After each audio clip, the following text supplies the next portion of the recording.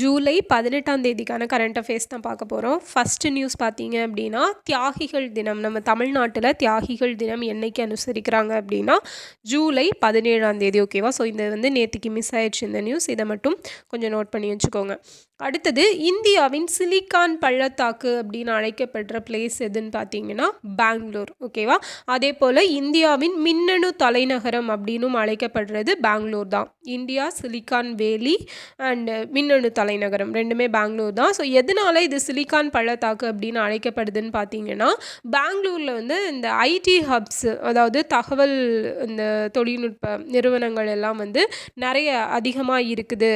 So அந்த மாதிரியான ரீசன்ஸ்னால தான் இது சிலிக்கான் வேலின்னு அழைக்கப்படுது. அது மட்டும் இல்லாமல் இன்னொரு முக்கியமான காரணம், இங்கே தான் செமிகண்டக்டர்ஸ், அந்த குறைக்கடத்திகள் அப்படிங்கிறத அதிகமாக உற்பத்தி பண்ணுறாங்க. ஸோ அதுதான் மெயின் ரீசன் பார்த்தீங்கன்னா. ஓகேவா? ஸோ இந்த மாதிரி ரீசன்ஸ்னால தான் இது சிலிக்கான் பள்ளத்தாக்கு மற்றும் மின்னணு தலைநகரம் அப்படின்னு சொல்லி அழைக்கப்படுது. பெங்களூரை பற்றி ஏன் இப்போ பார்க்கணும் அப்படின்னா, கர்நாடகா நேற்றுக்கு தான் என்னென்னு அனௌன்ஸ் பண்ணியிருந்தாங்கன்னா, இந்த கர்நாடகாவை சேர்ந்தவங்களுக்கு மட்டும்தான் 100% ப்ரைவேட் ஜாப்ஸும் வழங்க போகிறோம் அப்படின்னு சொல்லி ஃபஸ்ட் அனௌன்ஸ் பண்ணாங்க. பட் இப்போ என்ன பண்ணிட்டாங்க அப்படின்னா, அது தற்போதைக்கு அந்த மசோதா அப்படிங்கிறத நிறுத்தி வச்சுருக்காங்க. ஏன்னா எல்லா தரப்புலேருந்தும் அதற்கு எதிர்ப்பு அப்படிங்கிறது வந்துச்சு. நாஸ்காம் கூட அதுக்கு எதிர்ப்பு தெரிவிச்சிருந்தாங்க.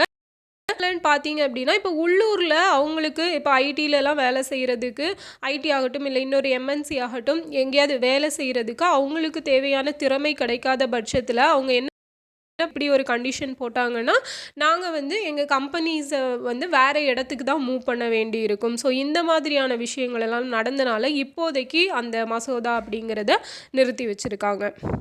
நெக்ஸ்ட்டு பார்த்தீங்க அப்படின்னா, பிஎம் ஸ்ரீ ஸ்கீம். ஸோ இது என்ன பிஎம் ஸ்ரீ ஸ்கீம் அப்படின்னா, ஸோ இது 2022லேயே கொண்டு வந்த ஒரு ஸ்கீம் தான். ஸ்ரீ அப்படிங்கிறதோட ஃபுல் ஃபார்ம் பார்த்தீங்க அப்படின்னா, schools for rising India. Schools for rising India. So ரொம்ப ரொம்ப முக்கியமானது. 7 செப்டம்பர் 2022 இந்த ஸ்கீமை தொடங்கிக்கலாம் அப்படிங்கிறதுக்காக அமைச்சரவை ஒப்புதல் கொடுத்திருப்பாங்க. இந்த ஸ்கீம் எதற்காக கொண்டு வரப்பட்டது அப்படின்னா, பள்ளிகளை ஒரு நல்ல தரமான முறையில் வலுப்படுத்தணும், ஸ்டூடெண்ட்ஸ்க்கெல்லாம் நல்ல எஜுகேஷன் கொடுக்கணும். அது மட்டும் இல்லாமல் நேஷ்னல் எஜுகேஷன் பாலிசி, தேசிய கல்விக் கொள்கை 2020 எல்லா ஸ்கூல்ஸ்லையும் கொண்டு வரணும் அப்படிங்கிற நோக்கங்களை முதன்மையாக கொண்டு தான் இந்த பிஎம் ஸ்ரீ அப்படிங்கிற ஸ்கீம் ஸ்டார்ட் பண்ணியிருப்பாங்க. பட் இதெல்லாம் நிறைய சதர்ன் ஸ்டேட்ஸ்ல எல்லாம், நம்ம சவுத் சைடு இருக்கிற ஸ்டேட்ஸ் நிறைய பேர் இதை அக்செப்ட் பண்ணிக்கல. ஏன்னா நேஷ்னல் எஜுகேஷன் பாலிசி இனிமேல் எங்களால் நடைமுறைப்படுத்த முடியாது அப்படின்னு சொல்லி நிறைய ஸ்டேட்ஸ் கொண்டு சொல்லிட்டு இருக்காங்க. அந்த மாதிரியான மாநிலங்களுக்கு நேஷ்னல் எஜுகேஷன் பாலிசியை நடைமுறைப்படுத்த முடியாதுன்னு சொல்கிற மாநிலங்களுக்கு சென்ட்ரல் கவர்மெண்ட் சில எஜுகேஷன் ரிலேட்டடான ஃபண்ட்ஸ் எல்லாம் ஸ்டாப் பண்ணி வச்சுருக்காங்க. அதனால தான் இந்த நியூஸ் இடம்பெற்றிருக்குது. ஸோ அதே இதில் தான் பார்த்தீங்க அப்படின்னா, சமக்ர சிக்ஷா அபியான் அப்படிங்கிறத பற்றியும் கொடுத்துருப்பாங்க. ஸோ இது என்ன சமக்ர சிக்ஷா அபியான் அப்படின்னா, இது ஒரு 3 திட்டங்களை ஒருங்கிணைச்சு தான் கொண்டு வந்திருக்கும். ஸோ எஸ்எஸ்ஏ சர்வ சிக்ஷா அபியான் அப்படிங்கிறது 2001 கொண்டு வந்திருப்பாங்க இல்லையா? ஸோ அதுக்கப்புறம் ராஷ்ட்ரிய மத்தியமிக் சிக்ஷா அபியான் அப்படிங்கிறது. ஸோ இது ஸோ 11வது ஐந்தாண்டு திட்டத்தின் அந்த காலத்தில் கொண்டு வரப்பட்டிருக்கும். ஸோ இந்த திட்டம், அது மட்டும் இல்லாமல் டீச்சர் எஜுகேஷன். ஸோ இது 3ஐயும் சேர்த்து தான் இந்த சமக்ர சிக்ஷா அபியான் அப்படிங்கிறத கொண்டு வந்திருப்பாங்க. இதோட நோக்கம் என்னவா இருக்கும் அப்படின்னு பார்த்தீங்கன்னா, பள்ளி கல்விக்கான ஒரு ஒருங்கிணைந்த திட்டம் தான் இந்த திட்டம். ஸோ இதில் சமமான தரமான கல்வி எல்லாருக்கும் கொடுக்கணும் அப்படிங்கிறது ஒன்று இருக்குது. அது மட்டும் இல்லாமல் நிர்வாக சீர்திருத்தங்கள், நிர்வாகத்தில் அட்மினிஸ்ட்ரேஷனில் சில சீர்திருத்தங்கள் செய்கிறது மூலமாக ஒரு முழுமையான அப்ரோச், ஒரு ஃபுல்ஃபில்லான அப்ரோச் கொடுக்கணும். அது மட்டும் இல்லாமல் ஆசிரியர்கள் மற்றும் தொழில்நுட்ப உதவியோட கல்வியின் தரத்தில் சில உத்வேகம் கொண்டு வரணும் அப்படிங்கிற ஒரு மோட்டிவோட உருவாக்கப்பட்டது தான் இந்த சமக்ர சிக்ஷா அபியான் அப்படிங்கிறது. ஓகேவா? ஸோ நம்ம எந்த ஸ்கீம் படித்தாலும் என்ன ஃபுல்லாக அதோட பேக்ரவுண்டோட சேர்த்து படிச்சுக்கணும். அப்படி தான் இப்போ கொஸ்டின்ஸ் எல்லாம் கேட்குறாங்க. ஓகேவா? அதனால தான் இந்த பாயிண்ட்ஸ் எல்லாம் நம்ம தெரிஞ்சுக்கணும். அடுத்தது சண்டிப்புறா வைரஸ். ஸோ இது என்ன சண்டிப்புறா வைரஸ் அப்படின்னு பார்த்தீங்கன்னா, இது ஒரு புதுவிதமான வைரஸ். ஸோ இது எங்கே பரவிட்டுருக்கு அப்படின்னா, குஜராத்தில் பரவிட்டுருக்குது. இதுக்கு நிறைய பேர் உயிரிழந்திருக்காங்க, குழந்தைங்க கூட உயிரிழந்திருக்காங்க. ஸோ இது எதனால் பரவுறதுன்னு பார்த்தீங்கன்னா, கொசு கடிக்கிறதுனால. ஸோ கொசு மாதிரி சில பூச்சிகள், கொசுவும் வேறு சில பூச்சிகள் எல்லாம் இருக்கும் இல்லையா, இந்த குட்டிகள் கடிக்கிறதுனால உடம்புக்குள்ளே இந்த வைரஸ் வந்து ஸ்ப்ரெட் ஆகும். அதுதான் இந்த சண்டிப்புறா வைரஸ். என்ன ஏற்படுது அப்படின்னா மூளை அலர்ஜி அப்படிங்கிறது ஏற்படுது. அது மட்டும் இல்லாமல் கடுமையான காய்ச்சல், ஸோ ஃப்ளூ ஃபீவர்ஸ் எல்லாம் வந்தால் எவ்வளோ ஒரு சிவியர் ஃபீவர் வருதோ அந்த மாதிரி சிவியரான ஃபீவர் வர்றனால இது என்ன ஆகுது அப்படின்னா உயிரிழப்பை ஏற்படுத்துகிற அளவுக்கு ரொம்பவே கொடூரமாக மாறிடுது. ஓகேவா, அதனால இது வந்து இம்பார்ட்டன்ட் ஒன். ஸோ சண்டிப்புறா வைரஸ் எந்த ரீஜியனில் வந்து பாதிப்பை ஏற்படுத்துதுன்னு கேட்டாங்க அப்படின்னா குஜராத். ஓகேவா, ஸோ எப்படி கேட்டாலும் ஆன்சர் பண்ண தெரியணும். சண்டிப்புறா வைரஸ் எதனால் ஏற்படுதுன்னு கேட்டாலும் தெரியணும். நெக்ஸ்ட்டு பாரிஸ் ஒலிம்பிக் போட்டிக்கான இந்திய குழுவின் தலைவர். ஸோ இது ஆல்ரெடி நம்ம பார்த்தது தான், செஃப் தி மிஷன் அப்படின்னு சொல்லி அழைக்கப்படுறவர் இவரை சொல்லுவாங்க. அதுதான் இந்திய குழுவோட தலைவர் யாருன்னா கஹன் நரங் அப்படிங்கிறவர். அடுத்தது ஒன் சயின்டிஸ்ட் ஒன் ப்ராடக்ட் அப்படிங்கிற ஒரு ஸ்கீம். ஸோ இந்த ஸ்கீமை யார் தொடங்கியிருக்காங்கன்னு பார்த்தீங்கன்னா ஐசிஏஆர்னால் என்ன, Indian council for agricultural research அப்படிங்கிறது தான் ஐசிஏஆர். ஸோ இந்த ஐசிஏஆர் எதற்காக இந்த ஒன் சயின்டிஸ்ட் ஒன் ப்ராடக்ட் அப்படிங்கிற திட்டத்தை கொண்டு வந்திருக்காங்கன்னு பார்த்தீங்கன்னா விவசாயம் மற்றும் கால்நடை வளர்ப்பில் ஆராய்ச்சியை மேம்படுத்துறதுக்கு. ஓகேவா, ஸோ இப்போ விவசாயத்தில் வந்து நம்ம ஏதாவது புதுசாக கண்டுபிடிச்சிட்டே இருந்தால் தான் என்ன பண்ண முடியும், நிறைய மக்களுக்கு பயனுள்ள வகையில் எல்லாத்தையும் கொடுக்க முடியும் இல்லையா. அதனால் இப்போ நெல் வகையாகட்டும் இல்லை தானிய வகையாகட்டும் இதிலெல்லாம் புது புது கண்டுபிடிப்புகள் கண்டுபிடிக்கணும், பயிர் உற்பத்தியை பெருக்கணும் அப்படிங்கிறதுக்காகவும், அதே போல் கால்நடை வளர்ப்பில் ஸோ கால்நடைகளில் என்னெல்லாம் மாற்றங்கள் கொண்டு வரலாம், அதன் மூலமாக என்னெல்லாம் பொருளாதார ரீதியாகவும் மக்களை பயனடைய வைக்கலாம், இந்த மாதிரியான ஒரு பேசிஸில் தான் இந்த விவசாயம் மற்றும் கால்நடை வளர்ப்பு ஆராய்ச்சி அதை டெவலப் பண்ணணும் அப்படிங்கிறதுக்காக இந்த ஒன் சயின்டிஸ்ட் ஒன் ப்ராடக்ட், ஒரு விஞ்ஞானி ஒரு உற்பத்தி அப்படிங்கிற ஒரு திட்டத்தை ஐசிஏஆர் ஸ்டார்ட் பண்ணியிருக்காங்க, Indian council for agricultural research. So இது ஆப்ஷன்ஸில் உங்களுக்கு சட்டுன்னு ஐசிஏஆரா சிஎஸ்ஐஆரா அப்படின்னு சொல்லி குழம்பக்கூடாது, ஐசிஏஆர் நல்லா ஞாபகம் வச்சுக்கோங்க. ஸோ இந்த ஸ்கீம் இப்போ ஸ்டார்ட் பண்ணியிருக்காங்க, ஜூலை 12th ஸ்டார்ட் பண்ணாங்க. இது எத்தனை வருஷத்துக்கு வந்து இந்த ஸ்கீம் அப்படிங்கிறது இருக்குன்னு பார்த்தீங்கன்னா 5 வருட காலத்துக்கான ஒரு திட்டம் தான் இந்த திட்டம். அதையும் நல்லா பார்த்துக்கணும், எத்தனை வருஷத்துக்கான திட்டம், 5 வருஷத்துக்கான திட்டம். ஓகே, இப்போ ஐசிஏஆர் அப்படிங்கிறத எப்போ ஸ்டார்ட் பண்ணாங்கன்னு பார்த்தீங்கன்னா 16 ஜூலை 1929. ஸோ இதோட நிறுவன தினம் இப்போ தான் ஒரு 2 days முன்னாடி இல்லையா, அதை முன்னிட்டு தான் இந்த ஸ்கீம் அப்படிங்கிறத தொடங்கி வச்சுருக்காங்க. அண்ட் இது வந்து 1860 ஒரு இந்திய சங்கங்கள் பதிவு சட்டம் அப்படிங்கிறத கொண்டு வந்திருப்பாங்க. எதன்படியாக அந்த சட்டம் கொண்டு வந்திருப்பாங்கன்னு பார்த்தீங்கன்னா ராயல் கமிஷன். ஸோ ராயல் கமிஷனோட அறிக்கைப்படி தான் இது கொண்டு வரப்பட்டிருக்கும். அதை பேஸ் பண்ணி தான் இந்த ஐசிஏஆர் அப்படிங்கிறத ஸ்டார்ட் பண்ணியிருப்பாங்க. ஓகேவா, புரியும்னு நினைக்கிறேன். அடுத்தது உலகின் முதல் பல்லுயிர் பத்திரம், world's first biodiversity bond. So இது என்ன உலகின் முதல் பல்லுயிர் பத்திரம் அப்படின்னா இது எதற்காக அப்படின்னு பார்த்தீங்கன்னா பயோடைவர்சிட்டி லாஸை எதிர்த்து போராடுறதுக்காக, பல்லுயிர் இழப்பை எதிர்த்து போராடுவதற்கான ஒரு பாண்டு தான் இந்த உலகின் முதல் பல்லுயிர் பத்திரம். ஸோ இதை யார் ஸ்டார்ட் பண்ணி வச்சுருக்காங்கன்னு பார்த்தீங்கன்னா பிபிவிஏ அண்ட் ஐஎஃப்சி. ஸோ இந்த பிபிவிஏ அப்படிங்கிறது பான்கோ பில்போ விஸ்காயா அர்ஜென்டினா அப்படிங்கிற ஒரு அமைப்பு. ஸோ இது அர்ஜென்டினா, ஓகேவா, அர்ஜென்டினா. அண்ட் இது வந்து கொலம்பியாவில் இருக்குது. ஸோ அதுக்கு கூடிய ஐஎஃப்ஏ இன்டர்நேஷ்னல் ஃபினான்ஸ் கார்பரேஷன், இவங்க 2 பேரும், இந்த 2 அமைப்பும் சேர்ந்து தான் இந்த ஃபஸ்ட்டு பயோடைவர்சிட்டி பாண்ட் அப்படிங்கிறத ஸ்டார்ட் பண்ணி வச்சுருக்காங்க. இந்த பாண்டோட மதிப்பு எவ்வளோன்னு பார்த்தீங்கன்னா அமெரிக்கன் டாலரில் 70 மில்லியன். ஓகேவா, ஸோ 70 மில்லியன். ஓகே, இந்த பாண்ட் எதற்காக அப்படின்னா இப்போ பல்லுயிர் இழப்பு பயோடைவர்சிட்டி லாஸை தடுக்கணும் அப்படின்னா அது வந்து அதுக்காக நம்ம முயற்சிகள் மேற்கொள்ளணும் இல்லையா, ஒரு வனப்பரப்பை அதிகப்படுத்தணும். ஸோ இந்த இன்ஃப்ராஸ்ட்ரக்சர் பேஸில் வந்து நிறைய சேஞ்சஸ் கொண்டு வரணும்.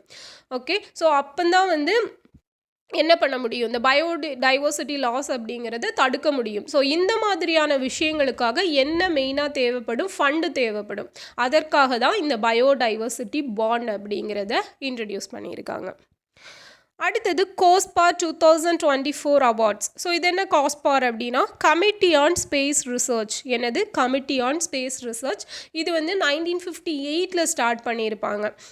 ஸோ இதில் வந்து வருஷம் அவார்ட்ஸ் அப்படிங்கிறது கொடுக்குறாங்க. 2024க்கான அவார்ட்ஸ் வந்து 2 இந்தியன் சயின்டிஸ்ட்டுக்கு கிடச்சிருக்குது.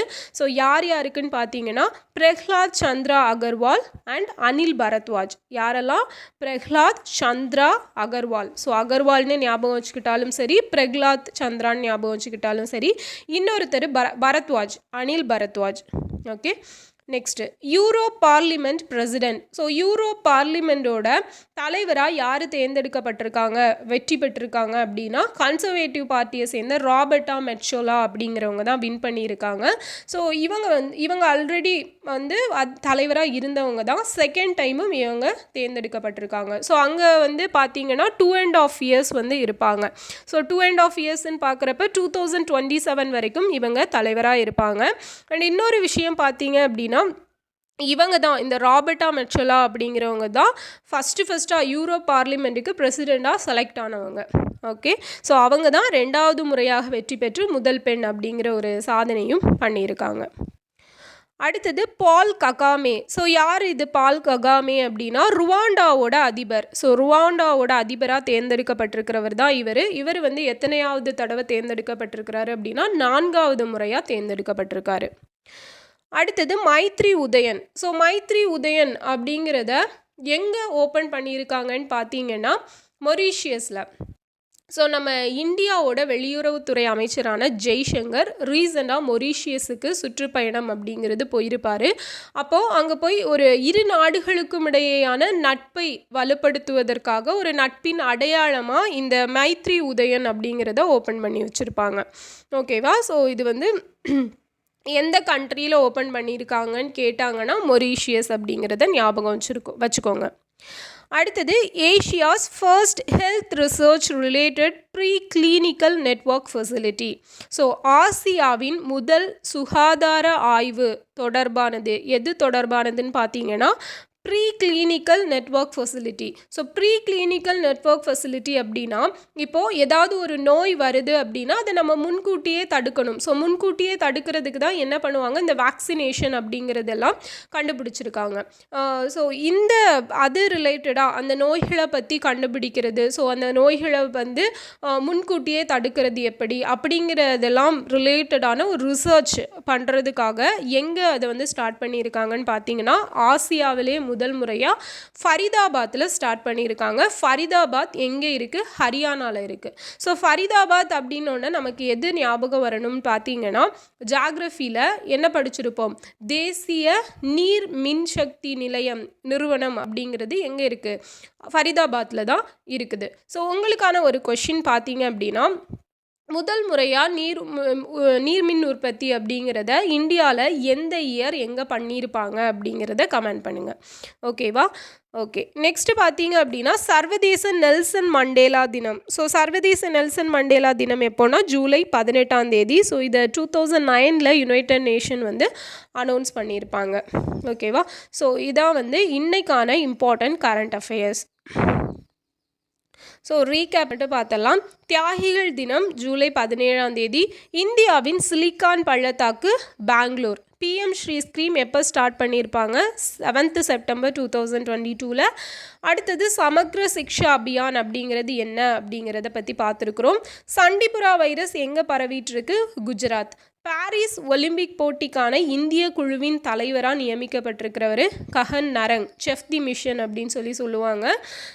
ஸோ இன்னொன்று பார்த்தீங்கன்னா இந்த சண்டிபுரா வைரஸை கொடுத்து ஆப்ஷனில் கேரளா கண்டிப்பாக இருக்கும். ஸோ கேரளான்னு போட்டுறாதுங்க, குஜராத். ஓகேவா? ஸோ வைரஸ் ஸ்ப்ரெட் ஆனாலே நமக்கு கேரளா தான் இல்லையா? பட் இது புதுசாக குஜராத்தில் பரவிட்டு இருக்குது. அதனால் நல்லா ஞாபகம் வச்சுக்கோங்க.